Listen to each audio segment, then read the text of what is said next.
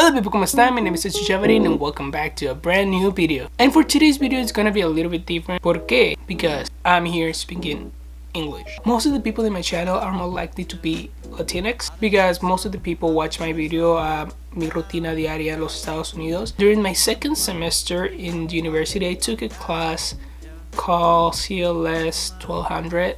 The class was based on class and gender of Chicanos and Latinx in the United States. But the first time I arrived in here, I noticed that there was a lot of Chicanos, Latinx. This is what is going on. I've been learning that most of the people from here, Chicanos, they don't have a good life.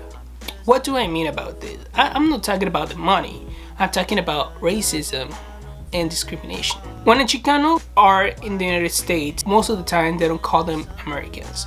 They call them Mexicans. Even though if you are Salvadorian, Puerto Rican, they always will call you Mexican just because they think that there are more Mexicans in the United States. And let me tell you another thing. When Chicanos go to Mexico, they are called Americans, not Mexicans. When Chicanos go and visit the family in Mexico, they're not called Mexicans. They call them Americans. They don't have a set specific type. Now let's talk about education. During the time in the class for CLS 1200, my professor was Anita Revilla. There was a lot of interesting documents that I saw during the time. It was a really fun class that I had. If you're a Cal State LA student, I'll recommend it to you. The professor is the best. Look, this is what you have right now. It has all of these titles. It talks about intersectionality, it talks about racism and white privilege, Chicanx and Latinx in education, queer brown voices, immigration, and social change and solidarity. What I really got interested is Chicanx and Latinx in education because I am a Latinx and I came to the United States and I tried to learn a new language, which was pretty difficult. I tried to find my way to be help from another professors in the school. Also, my school was mostly Hispanics, which a lot of people were able to speak Spanish with me, but I didn't want to speak Spanish most of the time. I wanted to learn English. I saw a diagram. I'll try to put the picture right here. Basically, it says the different races that there are. In every single group, there are 100 students. Once they move on down, it explains to you how many people out of 100 graduated from high school. If we see the group of Latinx, it says 61 students graduated from high school. And I will consider myself being one of those because I was able to graduate from high school. It goes down all the way to university. And this is the part that freaks me out. It says that out of those 100 people, only 13 students were able to get a bachelor's degree. And hopefully I'm one of those 13 people. The financial aid, it is really low sometimes, and mostly for people that are dreamers. They don't receive enough financial aid, and that's where they get pushed out. They don't get enough financial aid, so they will have to stop studying to get work.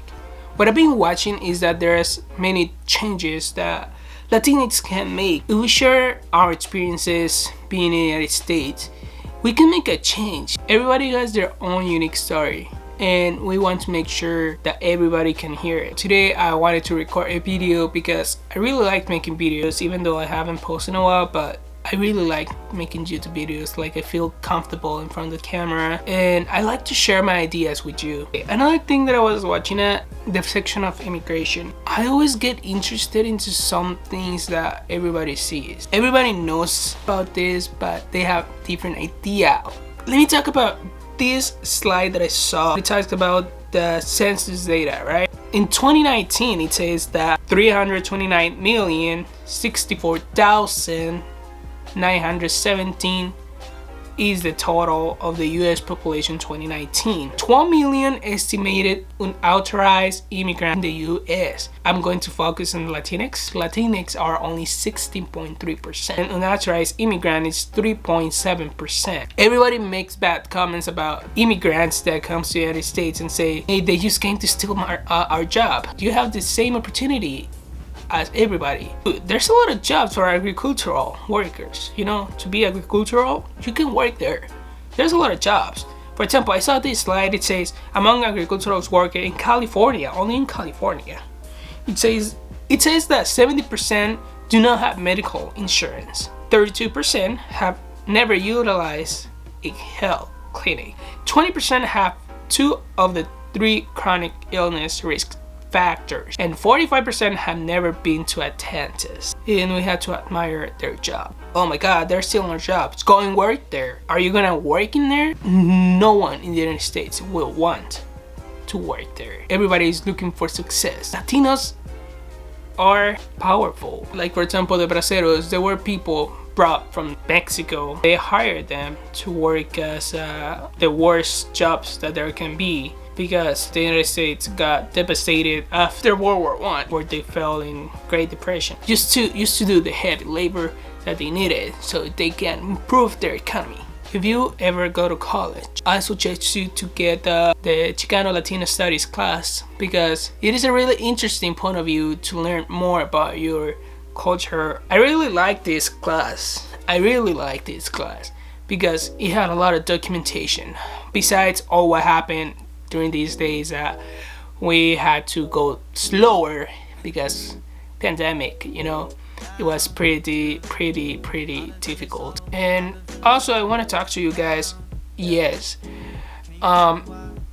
there will be rough times, guys, but just be patient, just be strong, stay with family, stay safe, do things that you never done in your house, or if you go out. I mean, everybody have gone out, but like if you go out, just make sure to try to be safe. Okay guys, I hope you stay safe. This is the end of the video. I hope you learned something from what I learned in the class, and I hopefully you have a different mind and be kind to each other, because we don't know about their past, or we don't know what they're going through. So guys, I hope you like this video. Give a thumbs up, subscribe to the channel, and hopefully I'll see you in the next video. Ciao.